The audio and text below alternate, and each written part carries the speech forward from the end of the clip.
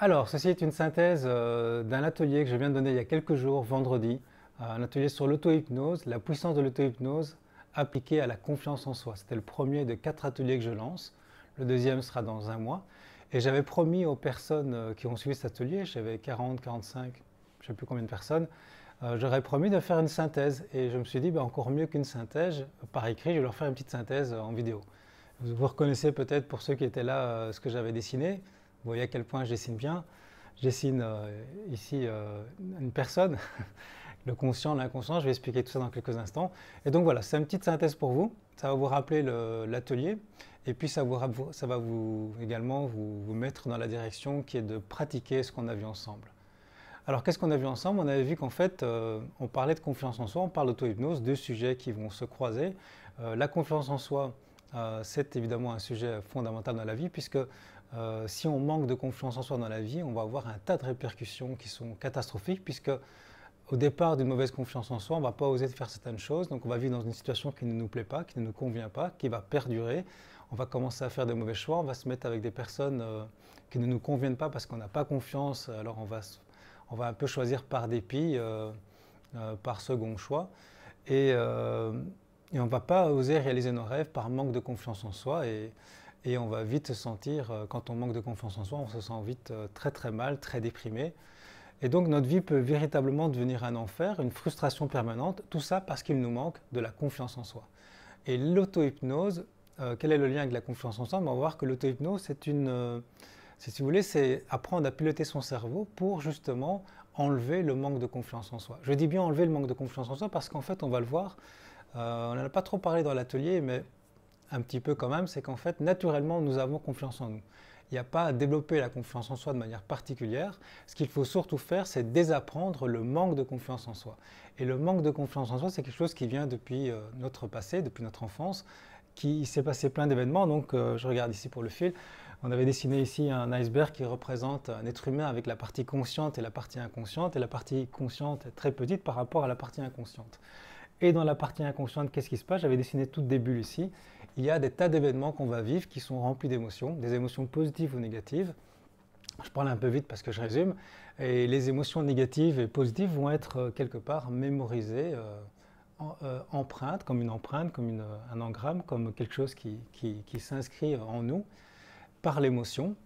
Et tout ce qu'on va vivre comme ça, en positif, en négatif, depuis notre naissance en fait, et peut-être même dans le ventre de notre mère, on ne sait pas, tout ça a été bien inscrit dans notre mémoire et n'est plus trop conscient, on ne s'en souvient plus, et qui se souvient de ce qu'il a vécu à 2-3 ans, pourtant on a vécu des émotions fortes sans doute, mais on ne s'en souvient plus vraiment. Mais tout ça est bien inscrit là, c'est accessible en fait grâce à cet état de transe qui nous permet d'aller retrouver ces sensations, même si on n'a plus forcément d'image, on a toujours des sensations.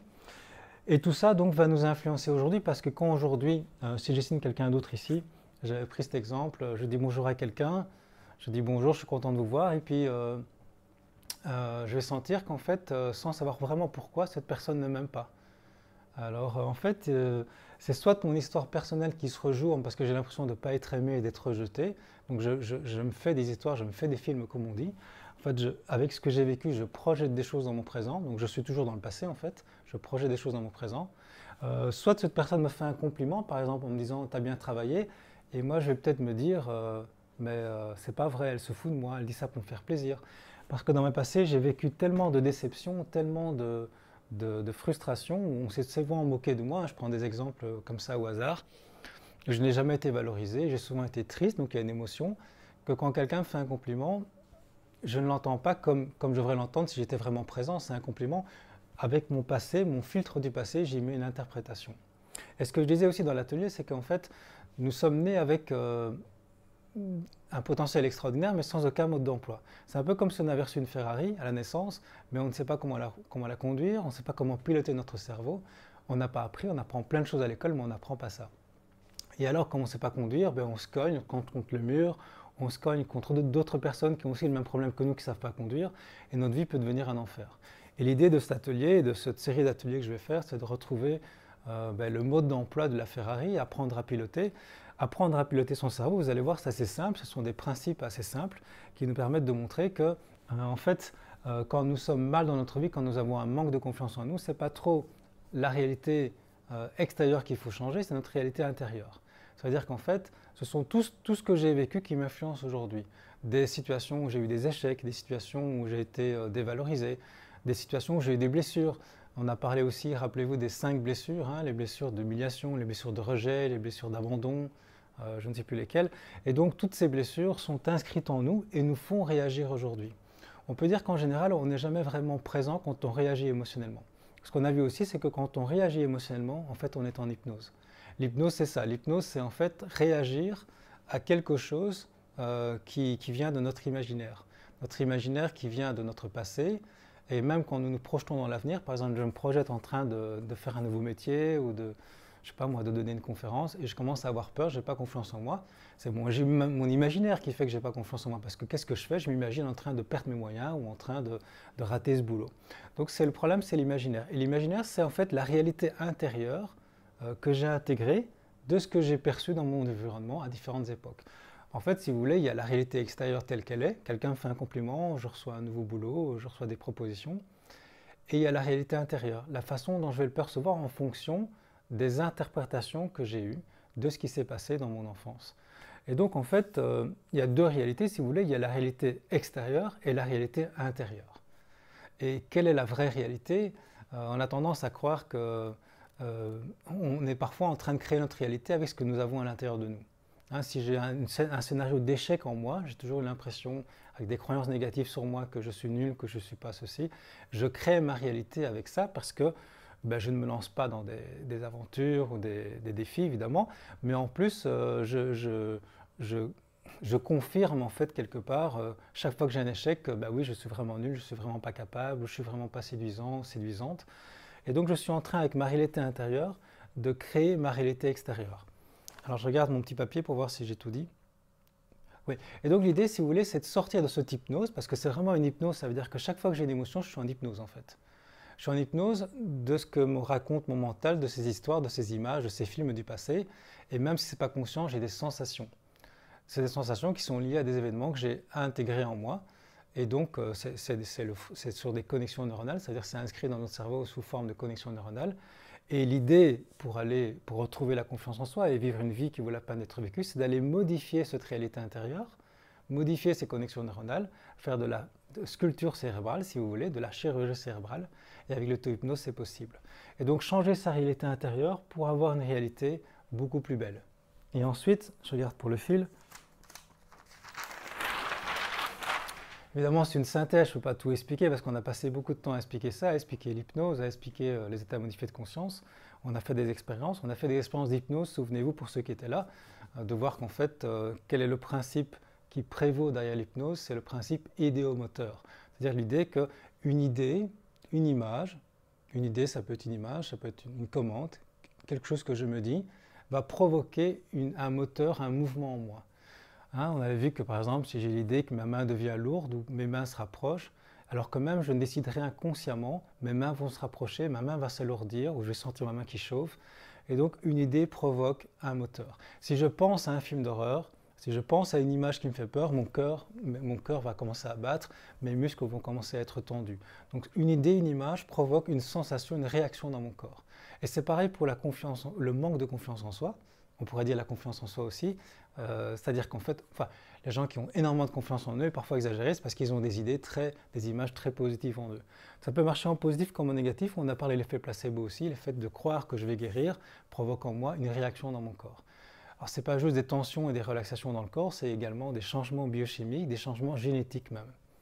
Et donc qu'est-ce qu'on a vu donc dans cet atelier, c'est qu'en fait, si on veut changer toute cette réalité intérieure qui fait en sorte que ma vie peut être vraiment triste et limitée parce que je n'ose pas, alors que même consciemment je me dis je suis positif, je peux y arriver, il y a quelque chose en moi qui m'empêche. Et c'est quelque chose en moi qui m'empêche, c'est donc cette réalité intérieure qu'on peut changer. Et ici je prends une de ces billes que j'avais dessinées, une de ces centaines de milliers de billes, c'est pas des millions de billes qu'on a, liées à des émotions. J'en prends une au hasard, je fais un zoom dessus. Elle est composée de quoi?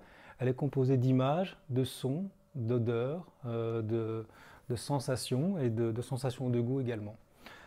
Et donc c'est un peu, si vous voulez, comme si on montait un film. On est l'acteur et le monteur le metteur en scène de notre vie, on va prendre cette partie-là, c'est un peu comme un film avec 24 images par seconde, là on est dans une seconde, si on veut faire une métaphore, c'est une partie de mon film.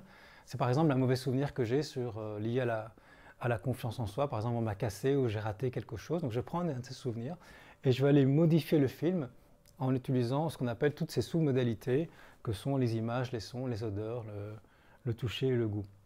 Et donc je vais changer le film intérieur. Alors c'est un film, donc ça n'existe plus, ce n'est plus qu'un enregistrement du passé. Alors vous allez peut-être me dire, pour ceux qui n'ont pas été à l'atelier, mais oui, mais si je change ça, de toute façon, je ne change pas la réalité telle qu'elle s'est passée, donc ça ne sert à rien, ce n'est que de l'imaginaire. Mais en fait, c'est déjà de l'imaginaire. C'est-à-dire que quand j'ai une émotion de manque de confiance en moi, j'ai peur, par exemple, je suis inquiet, c'est déjà de l'imaginaire qui me fait réagir. C'est-à-dire c'est déjà tout ce qui a été emmagasiné en images dans mon passé, dans ma mémoire, tout mon passé qui est dans ma mémoire, qui me fait réagir avec peur. Donc je suis déjà dans l'imaginaire, je suis déjà en hypnose. Donc autant rentrer dans cette hypnose et la modifier, autant avoir une hypnose positive plutôt qu'une hypnose négative. Après, bien sûr, on peut faire une déshypnose et sortir de tout ça, vivre complètement dans le présent, nettoyer de tout ce passé. Parfois, ça peut aller plus vite si on nettoie ce passé, justement. Si on va changer cette réalité intérieure qui n'est pas toujours très jolie. Et donc, on a fait des exercices dans l'atelier pour changer cette réalité intérieure.